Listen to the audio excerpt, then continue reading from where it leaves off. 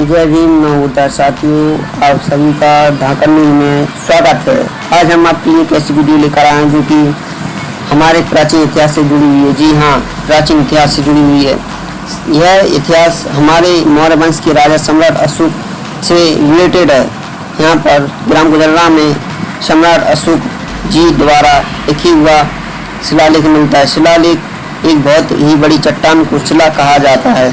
उस पर लिखा हुआ लेख को हम शिलालेख बोलते हैं। तो आइए हम वही शिलालेख देखने जाते हैं और आपको यहाँ पर पूरा मार्ग दिखा रहे हैं, क्योंकि जाने में आपको असुविधा ना हो। यह झांसी वाला हाईवे सीधा उन्नाव बालाजी वाला रास्ता सीधे से निकलते हुए आपको यहाँ पर आते हैं तो आपको यह रास्ता ग्राम गुजर्रा की ओर ले जाता हुआ है।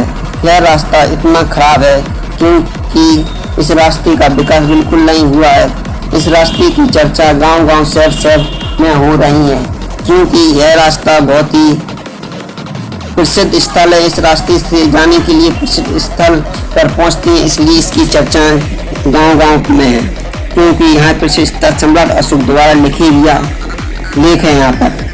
तो आइए आप देखिए इस रास्ते के लिए गौर से, तो देख सकते हैं गाड़ी कैसी चल रही है। तो हमारे लिए बोलने में असुविधा हो रही है, लेकिन हम आपके लिए पूरा रास्ता दिखाएंगे और बताएंगे कि यह रास्ता में कैसा कैसा असुविधा है जाने के लिए।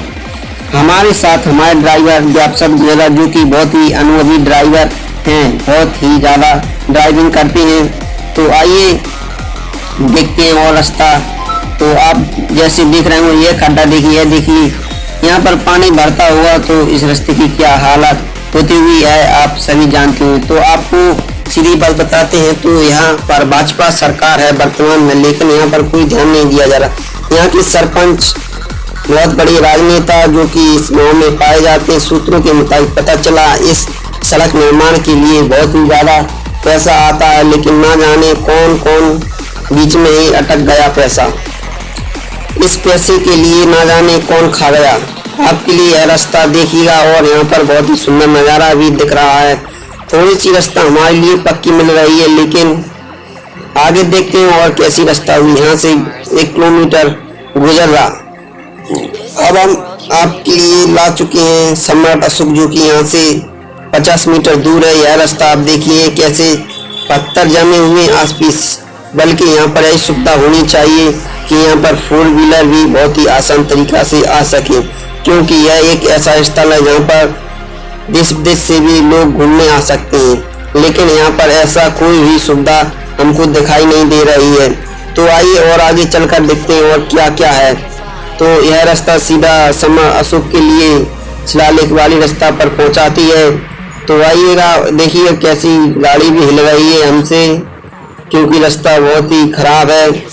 तो आप देख रहे होंगे कि यहाँ से 10 मीटर लगभग, हाँ जी देखिएगा यहाँ पर एक हेडपम्प भी लगा हुआ है, देखिएगा यह दिखाई दे रहा है, लेकिन यहाँ पर कोई सुविधा नहीं है। तो आइए हम आपके लिए शिलालेख पर आ गए हैं, आपको दिखाई दे रहा है, देखिएगा। जय भीम नमोदर साथियों, आप सभी के लिए क्रांतिकारी जय भीम नीला सलाम। आज हम करेरा से चलकर आए दतिया MP के अंतर्गत गुजर्रा क्षेत्र आता है जो गाँव, वहाँ पर अशोक शिलालेख यहाँ पर आपके लिए दिखाने के लिए आए हैं, जो कि सम्राट अशोक ने 84,000 संदेश पूरे भारत में लिखे और पूरे विश्व में, जहाँ की एक भाग यहाँ पर गुजर्रा में भी है जो वहाँ पर इन्होंने लिखा था। आइए आपके लिए अंदर चल के दिखाते हैं और सही दिखाएंगे कैसा कैसा बना हुआ है। आइए आप देखते हैं शिलालेख। हमारे साथ आए हैं जी, यहाँ पर खड़े हैं, गुजर्रा के ही निवासी हैं, तो आपको ये पूरी डिटेल में बताएंगे क्या क्या है यहाँ पर। तो हम आपसे जानना चाहते हैं कि ये शिलालेख का अभिलेख कितना पुराना है।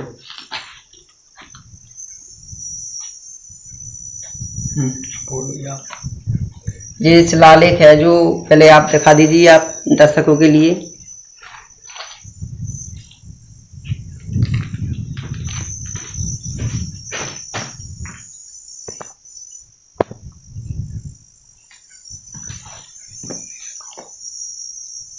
आपके लिए दिखाई देते हैं ये शिलालेख है जो सम्राट अशोक जी ने लिखे थे।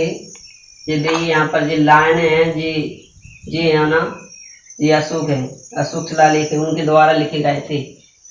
1 2 3 4 5 लाइन है यहाँ पे, आपको सही से दिखाई नहीं दे रही होंगी क्योंकि यहाँ पर पत्थर पे और बहुत पुराना है, लगभग 2 साल पुराना कहा जा सकता है इसको, और बहुत ही पुराना।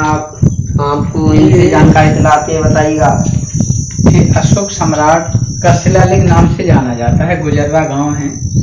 ये 2000 साल के आसपास का लिखा हुआ है।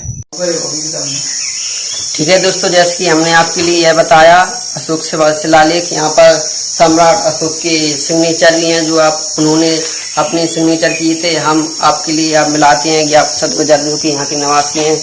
तो हम सबसे पहले आपका परिचय लेना चाहेंगे, आपका क्या नाम है? जया प्रसाद अहिरवार है, जया प्रसाद गुजर्रा लिखते हैं जी। ये अशोक सम्राट शिलालेख के नाम से जाना जाता है। गुजर्रा गांव है, दतिया जिले में है। दतिया यहाँ से 18-20 किलोमीटर करीब दूर है। तो ये खैर हमें जितनी नॉलेज अपने बुजुर्गों से मिल रही है हम वो बता पा रहे हैं। ये अशोक सम्राट जब कलिंग युद्ध उन्होंने जीता, उसके बाद उनको ऐसे लगा कि हमने बहुत बड़ा गलत कर दिया। जब ना लाखों व्यक्ति उसमें मरे, 1.5 लाख आदमी करीब घायल हुए, तो किसी की माँ छिनी, किसी का भाई छिना, किसी का पिता छिना, इस टाइप से वो उनको चिंता हुई, पछतावा आया। तो सारी चीज उन्होंने छोड़ दी थी, तलवार छोड़ दी थी, और उन्होंने दिमाग लगाया कि हम कलम से ही तो जीत सकते, दिमाग से। तो फिर उन्होंने बस बौद्ध धर्म अपनाया, और 256 दिन में जो उसी प्रचार में रहे भगवान सम्राट अशोक। तो उन्होंने जो शिलालेख है, जो शिलालेख उन्होंने लिखी, और इस लेख में जो लिखा हुआ है ये ब्राह्मी लिपि है। अच्छा, हाँ, जो ब्राह्मी लिपि है उसमें लिखा है।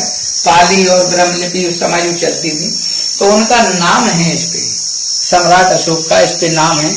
ये दूसरी शिलालेख है, एक मास्की है कर्नाटक में, एक वहाँ पे भी उनका नाम पाया गया, और अपने यहाँ भी सम्राट अशोक का, और एक ग्राम गुजर्रा के शिलालेख पे भी उनका नाम पाया गया, जिससे पता चलता है कि सम्राट अशोक का ये शिलालेख है। ये कारण है। यहाँ पर शिलालेख की खोज किसने की? शिलालेख की खोज कोई अमेरिका के थे, वो हमें बता सकता हूँ, मुझे याद नहीं आ रहा। ये 1920 के आसपास की खोज है।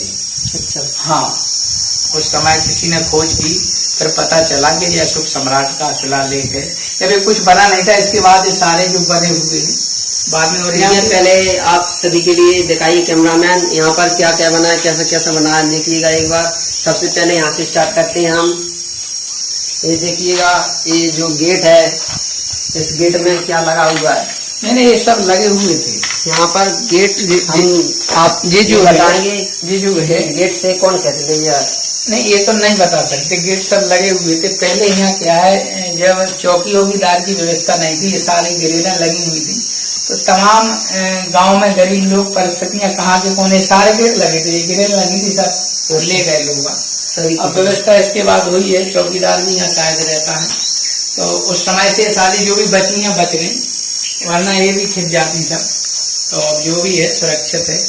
और इस पर अगर और देख रेख हो, और देख रेख अगर हो, तो यहाँ पे बहुत बड़ा जमीन भी काफी पड़ी है, तो बहुत बड़ा ऐसा रास्ता भी कंफर्म नहीं है। जो पर्यटन जो बाहर से आते हैं उनको आने में भी दिक्कत है, तो कोई दतिया कोई झांसी यहाँ से लौट जाते, यहाँ तक नहीं आ पाते। जबकि रास्ता अगर सही हो जाए, कुछ यहाँ पे रहने की व्यवस्था, दाना लाना की अगर सरकार की तरफ से होती है, रुकने की कुछ स्तूप बनता है, या भगवान बौद्ध के उनके अशोक सम्राट के हिसाब से अगर भगवान बौद्ध का भी कोई यहाँ पे बन जाए, जो स्टेचू वगैरह लग जाए, तो बहुत बेहतर रहेगा। बहुत दूर दूर से लोग आते हैं, तो इस ग्राम का नाम ही होगा। क्योंकि इस पहाड़ यहाँ जो अभी जो जंगल दिख रहा है, ये जब सम्राट अशोक आए थे तो जंगल नहीं था, ये बहुत बड़ा एरिया था। कोई नगरी होगी बहुत बड़ी उस समय, उनके रहने की व्यवस्था हुई। अभी इस पहाड़िया पे आप जाइए, कहीं भी देखेंगे तो आपको ऐसे लगेगा कि कोई बस्ती थी, बस्ती यहाँ से नष्ट कर दी गई, भाग गए। उस समय कुछ जो राजाओं के, सम्राट अशोक के बाद कई मुगलों का शासन आया, कहीं किन्हीं का आया, तो उस समय इन्होंने क्या करा, वो राजा सिकंदर का भी आया, सिकंदर लोधी था कौन था, उस समय जो भगवान बौद्ध का जो प्रचार इन्होंने किया था, तमाम स्तूपों को नष्ट कर दिए गए थे। तो हम आपसे पूछना चाहेंगे कि सम्राट अशोक का जन्म किस सन में हुआ था? सम्राट अशोक का जन्म 304 ईसा पूर्व पहले हुआ था। अच्छा। हाँ। और इन्होंने जो बौद्ध धर्म अपनाया था, कब अपनाया था? बौद्ध धर्म वो कलिंग युद्ध जो हुआ, जब उसकी जीत करके आए, इसके बाद उन्होंने बौद्ध धर्म अपनाया क्या, वो तो एकदम उस विचारधारा एकदम हृदय परिवर्तन हुआ। चूंकि भगवान बौद्ध और सम्राट अशोक जी रिश्ते में भी कोई एक दूसरे के थे, इनके रिश्ते तो वो इतने बड़े बौद्ध, चूंकि हम धर्म कहते अच्छी बात है, बौद्ध एक ऐसी विचारधारा है, मैं आपको बता दूं डिटेल में, जैसे समझने की बात है, आपको समझना है। जैसे आप किसी मस्जिद में कभी पंडित को आपने कथा पूजन करते नहीं देखा होगा, देखा होगा, तो हमें लगता है कि हमें भी ठीक नहीं लगा। अब कोई भी मंदिर में मुसलमान कभी नमाज नहीं पढ़ता होगा, तो हमें पता चलता है किसी का परमानेंट है मंदिर या मस्जिद किसी की परमानेंट है। लेकिन भगवान बौद्ध जो है वो सभी के हैं। भगवान बौद्ध का स्तूप जहाँ भी है, सम्राट अशोक की जो शिलालेख है, यहाँ कोई भी आ सकता है। रंग तो आप बौद्ध धर्म के बारे में प्रेरणा कैसी ली सम्राट अशोक ने, वो बताइएगा। नहीं, सम्राट अशोक से प्रेरणा यही मिली हमें कि उनका एकदम इतना बड़ा हृदय परिवर्तन हुआ, तो कहीं नहीं कहीं बुद्ध जो विचारधारा है वो सत्य है। बौद्ध तथागत बौद्ध को हम क्यों मानते हैं, कारण ये है कि अगर ये नीम का पेड़ है तो नीम ही तो है, आम थोड़ी कहा जाएगा, आम है तो आम कहा जाएगा, जो चीज है, बकरे को बकरा कहा जाएगा, हाथी को हाथी कहा जाएगा। लेकिन और विचारधाराओं में ऐसा नहीं है, तो अंधभक्ति जैसी बातें हो जाती हैं कि ऐसा मान लो, मानते हैं, मानते नहीं, जो है तो है, वो ऐसी सत्य विचारधारा है। जैसे मैं एक बता दूं, समझने की बात है कि किसी मंदिर में कोई भी मौलाना या मुस्लिम समुदाय के लोग नमाज पढ़ने नहीं जा सकते, नहीं जाते, बिल्कुल नहीं। या किसी मस्जिद में कोई भी हिंदू समाज का व्यक्ति कथा पूजन कराने नहीं जा सकता, ये कन्फर्म है। लेकिन जो बौद्ध विचारधारा, तो आपने सम्राट अशोक से क्या प्रेरणा ली? उनका हृदय परिवर्तन हुआ, इतने बड़े सम्राट थे, उन्होंने इतनों की जान ली थी और अचानक में इतना परिवर्तन हो गया, तो इसके बारे में बताएं। सब जो हृदय परिवर्तन होता है, तो आदमी हृदय परिवर्तन करना यही तो है। हृदय परिवर्तन होगा तो कुछ ना कुछ तो अच्छाई आती हैं। हृदय परिवर्तन हुआ जब तो उन्होंने बौद्ध धर्म ग्रहण किया, और बौद्ध धर्म को ग्रहण किया तो उनको ऐसे पछतावा हुआ कि हमने जो 1 लाख मर्डर हुए, करीब 1.5 लाख करीब लोग घायल हुए, देश को ऐसे लोग सम्राट बने थे, कलिंग युद्ध जो जीता था उस समय की बात है, तब समय हृदय परिवर्तन हुआ था उनका, तो उन्होंने बौद्ध धर्म अपनाया, फिर उन्हीं का प्रचार किया।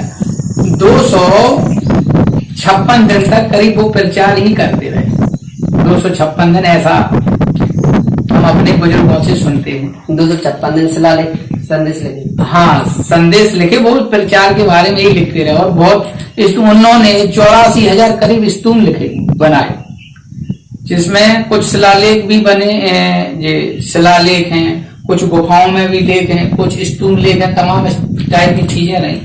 अब आप बताइए कि उन्होंने इसलिए अपनाया बौद्ध धर्म।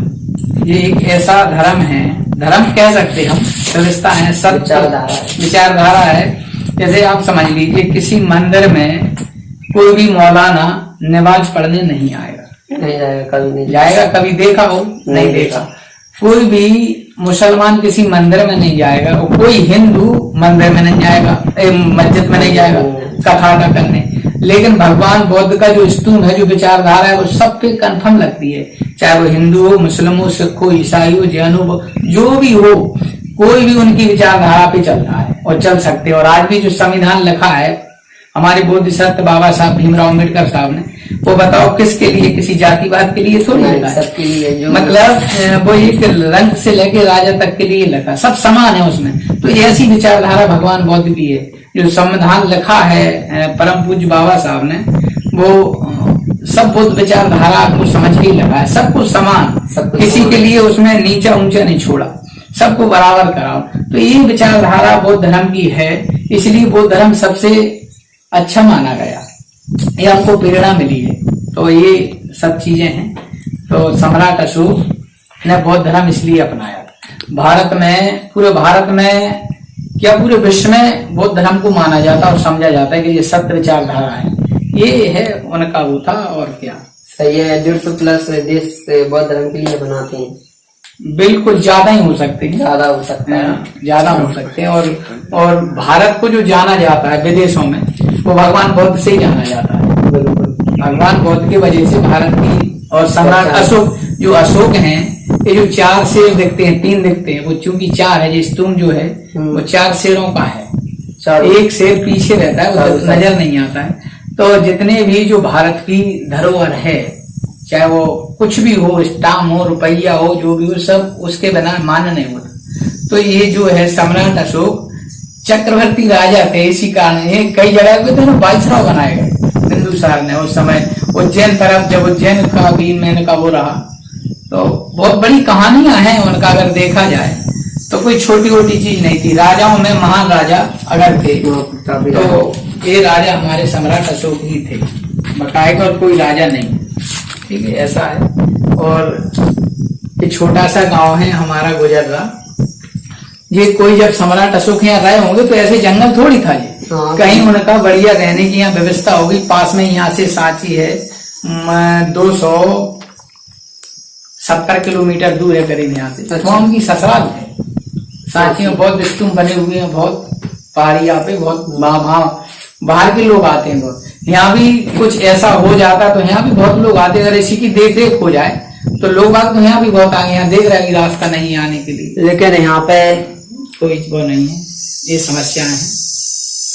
चलिए, लेकिन यहाँ पे इतना अच्छा स्थल है जो कि हमारे भारत के बहुत ही महाप्रतापी राजा सम्राट अशोक यहाँ पर आए और यहाँ पर शिलालेख लिखा और यहाँ से गुजरे। लेकिन हमारे मध्य प्रदेश शासन जो है MP का, वहाँ पर कोई भी सुविधा नहीं, आने जाने के लिए नहीं। हम आपके लिए वीडियो में बताएंगे कि कैसा रास्ता है, हम कैसे यहाँ से निकल कर आए। और कोई भी यहाँ तक कि इस गांव के लिए बहुत ही अच्छा रोड कॉन्ट्रैक्टर के लिए दिया गया था, लेकिन वहाँ पर कोई भी सुविधा नहीं है, ना रोड है, पूरे गड्ढा है पूरे रास्ते में। यहाँ पर हम आपके लिए दिखाते हैं चारों ओर। तो आप देखिएगा यहाँ पर ये बाउंड्री है ना, यहाँ पे बाउंड्री चारों ओर बाउंड्री और यह बना दिया गया है। तो आप इसके लिए देख सकते हैं। यहाँ पर देखिए, यहाँ पर इसकी कभी पेंटिंग नहीं होती है और यहाँ पर बहुत सालों पुराना बना हुआ है। और ये आपके दिखाई दे रहा है तो ये नया बना है, लेकिन इसके भी गेट कोई मनुवादी व्यवस्था द्वारा खींच लिए गए हैं। और यहाँ पर इनकी ये जाली लगी है, वो भी जाली भी खींच ली गई। यहाँ पर इस साइड आइए, आपके लिए दिखाते हैं। यहाँ पर देखिए आप लोग, ये देखो खंडा मंडा जी भी खींच चुके हैं। और यहाँ पर ये ऐसी जाली लगाई थी चारों ओर इसके लिए सुरक्षा के लिए, लेकिन किसी मनुवादी व्यवस्था ने असामाजिक तत्वों द्वारा सभी खींच लिए गए और आपकी ये चारों तरफ घुमाते हैं। तो ये बाउंड्री है ना, इसकी कोई सुविधा नहीं है। यहाँ पर जो 24 घंटे 24 आवर्स के लिए यहाँ पर गार्ड रखा गया है, लेकिन वह हम 4-5 घंटे से यहाँ पर आए, लेकिन वह गार्ड अभी तक हमारे लिए कहीं पे भी नजर नहीं आए। यहाँ पर सिर्फ खटिया डली है, 2 तकिया डली है, एक दरी है। और आपके लिए दिखाएंगे, कैमरामैन देखिएगा, तकिया है और खटिया है और एक दरी है और एक और दरी है छोटी वाली। तो आप देख सकते हैं ये जंगल, आप देख सकते हैं ये जंगल कितना वीरान है, सुनसान जगह पर है। लेकिन यहाँ पर मध्य प्रदेश सरकार द्वारा कुछ व्यवस्था नहीं की गई। अगर कहीं वैसा प्रसिद्ध स्थल होता या कहीं भी कोई होता तो बहुत ही ढंग से उसकी व्यवस्था की जाती है। अब हम आपके लिए यहाँ पर जो कब मिले थे, यहाँ पर आपके लिए वो बताते हैं कौन सी सन में इसकी खोज हुई थी। और आपके लिए एक मेन जानकारी है जो आपको देना चाहते हैं। यहाँ पर सरकार द्वारा हैंडपम्प लगाया गया था। आपको वहाँ पर चल के हम दिखाएंगे कि वो हैंडपम्प है कहाँ गया है, कोई देखभाल नहीं यहाँ पर। वहाँ पर जाके आइए, आपको दिखाते हैं कि हैंडपम्प जो है लगाया गया था मध्य प्रदेश सरकार द्वारा। तो देखिए, इस हैंडपम्प को मध्य प्रदेश सरकार द्वारा यहाँ पर लगाया गया था। इस हैंडपम्प को देख सकते हैं आप, देखिएगा कोई व्यवस्था नहीं है, तो बंद पड़ा है। तो आप इस वीडियो को ज़्यादा से ज़्यादा शेयर करें, लाइक करें, कमेंट करें इस पर आपके द्वारा एक सर के द्वारा यहाँ पर इसकी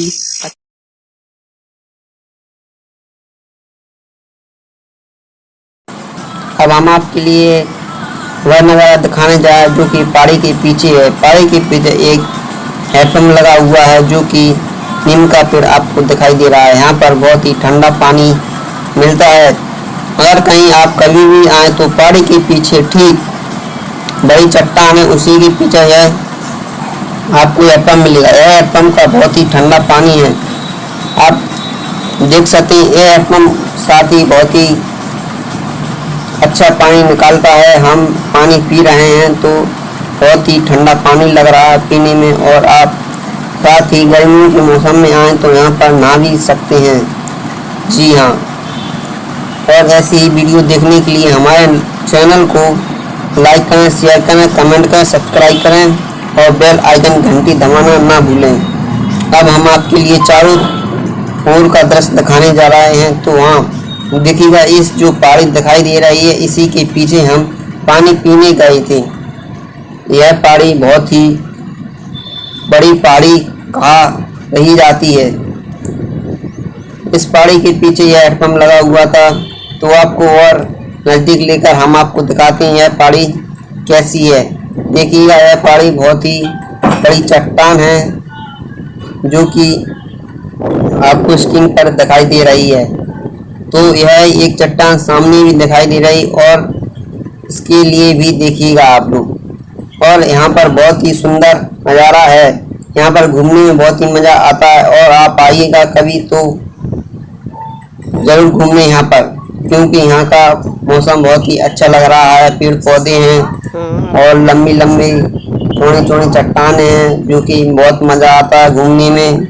और यह नज़ारा भी एक नज़र मारिएगा। यह देखिए, अब हम यहाँ से घर अपने वापसी लौटते हुए, तो आपको कमेंट बॉक्स में ज़रूर बताइएगा यह वीडियो कैसी लगी।